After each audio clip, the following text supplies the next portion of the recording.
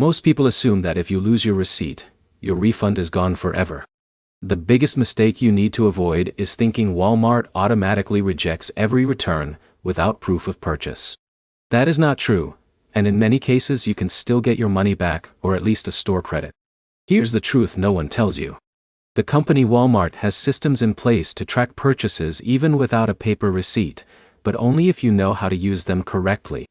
In this video, you will learn exactly how to return something to Walmart without a receipt in 2026. What methods actually work, and what limits you need to be aware of before going to the store. Let's start with the most important idea. When you return an item without a receipt, Walmart does not just rely on paper proof anymore. They often use digital records, payment history, or customer ID verification to confirm your purchase. Now here's where it gets interesting. If you paid with a debit or credit card, your transaction can often be looked up in the system. So even if you lost the receipt, your bank card becomes your proof of purchase. Here is how the process works. Go to any Walmart store and bring the item you want to return. Head to the customer service desk and explain that you do not have the receipt. An associate will usually ask for the payment method you used. If you used a card, they may be able to scan it or look up the transaction in their system. But here's the problem.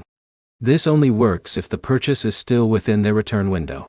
Most items must be returned within a specific time period, often around 30 to 90 days depending on the product category.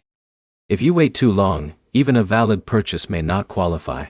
Now let's talk about another method. If you have a Walmart account, your purchase history may already be stored digitally.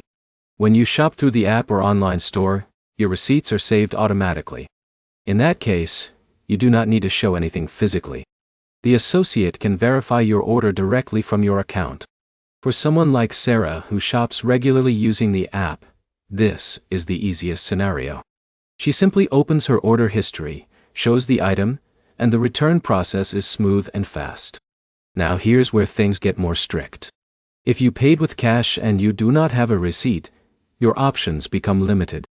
In some cases, you may still receive store credit, but Walmart may require a valid ID and may track return frequency to prevent abuse.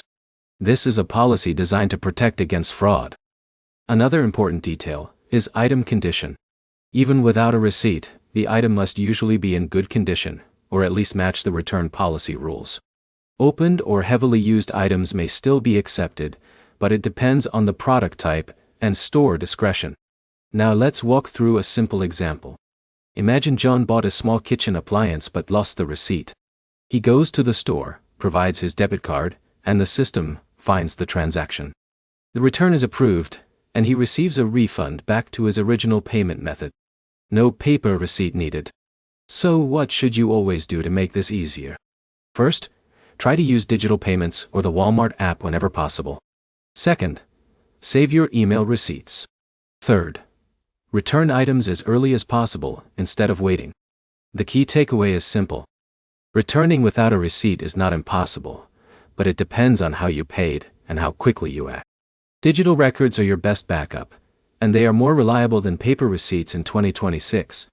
If this guide helped you, like the video, comment with your experience returning items, and subscribe for more simple, real-world guides that save you time and frustration.